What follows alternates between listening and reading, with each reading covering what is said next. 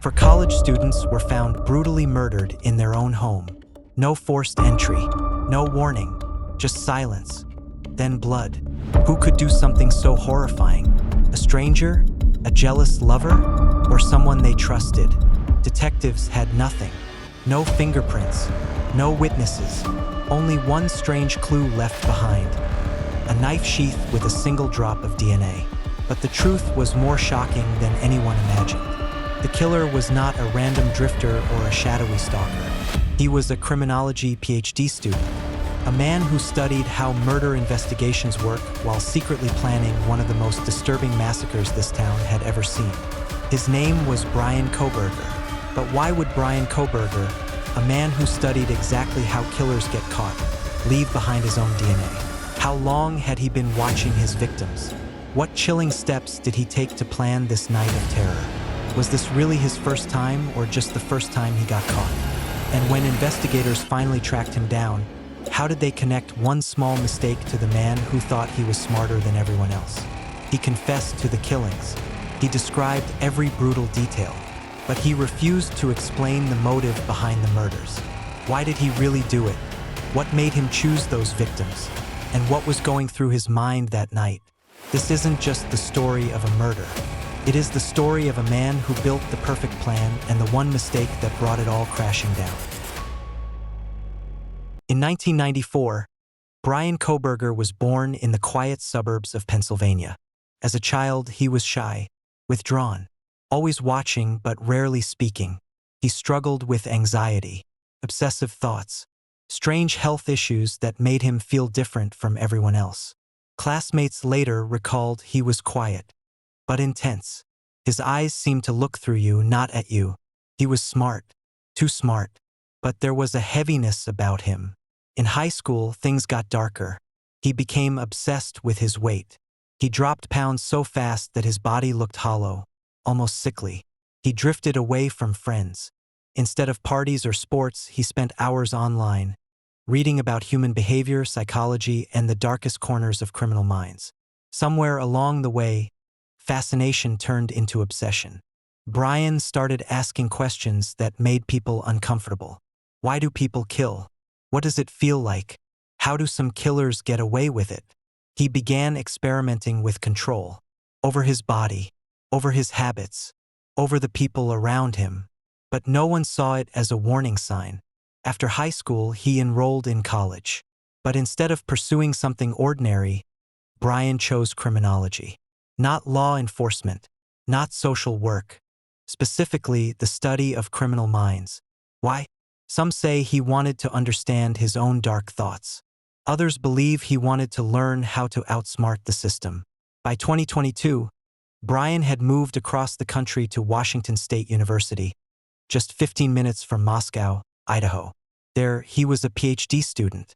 He lectured undergraduates about crime scene analysis.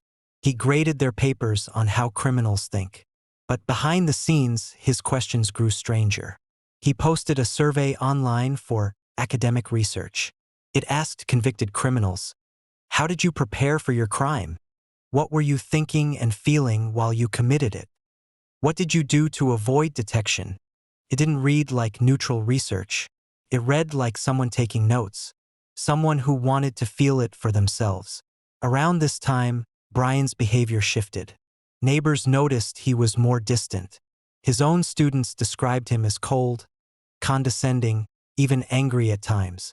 And then there was the car, a white Hyundai Elantra. It started appearing on the same quiet street in Moscow, over and over. That street was 1122 King Road.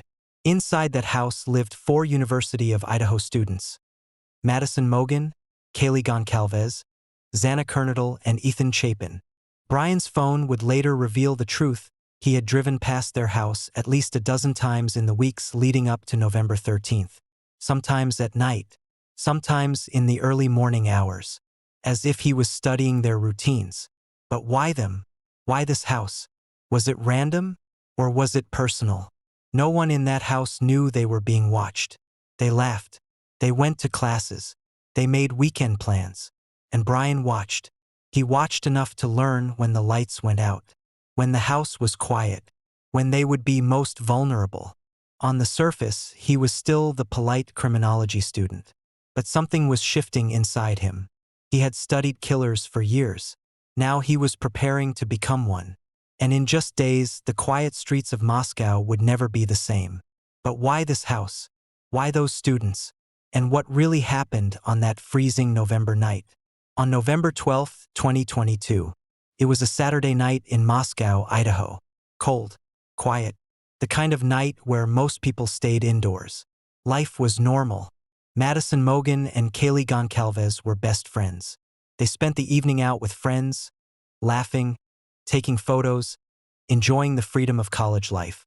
Xana Kernodle and Chapin were together too, attending a fraternity party just a few blocks away. They were young, full of plans, full of life. By 2 a.m., everyone returned home. The house was filled with soft sounds of footsteps, a closing door, muted voices. Then silence. From the outside, nothing seemed unusual. But someone was already out there. Bryan Kohberger's white Hyundai Elantra was caught on surveillance cameras, circling the neighborhood again and again. 5 times. As if he was waiting for the right moment. Then, just after 4 a.m., it stopped. Inside the house, the students were asleep. The first to be attacked were Madison and Kaylee. They were found in the same room. Their final moments were quick, but violent. Then he moved downstairs. Xana was still awake. She had been on TikTok just minutes before. She saw him. She fought back. Her wounds showed signs of a desperate struggle. But it wasn't enough. Ethan, who was also in the room, was killed next. In the middle of this nightmare, something unexpected happened. A surviving roommate, hearing strange noises, opened her door. She saw a masked figure, tall, dressed in black. He walked right past her. And out the door. She froze, paralyzed by fear. Moments later, Bryan slipped into the darkness, leaving behind for victims. And one chilling clue.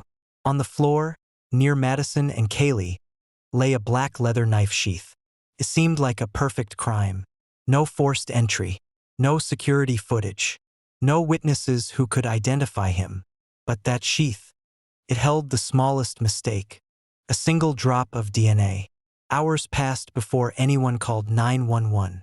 The surviving roommates thought someone had simply passed out. They didn't know what waited behind those doors. When police arrived, the scene was beyond anything they expected. Blood, everywhere, seeping through walls, staining the floors. But there was no sign of the killer. The town was in shock. For innocent lives gone. No suspect, no answers. And while Bryan Kohberger drove away into the dark, he believed he had just committed the perfect crime. But what he didn't realize was that a single, almost invisible mistake would betray him. The knife sheath he left behind carried the tiniest clue of one drop of DNA.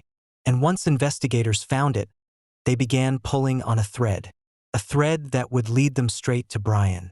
But how do you track a man who studied exactly how not to get caught?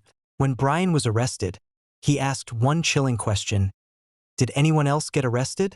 In the courtroom, the families of Madison, Kaylee, Xana, and Ethan sat just feet away, watching him. Bryan avoided their gaze. His face was pale, calm, empty. The judge read the charges. Bryan Christopher Kohberger. How do you plead? He admitted to buying the K-bar knife. He admitted to turning off his phone. He admitted to killing all 4 students. But when asked why, he stayed silent.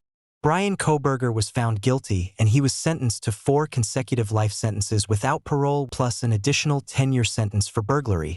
Our condolences to Madison Mogen, Kaylee Goncalves, Xana Kernodle, and Ethan Chapin and their families.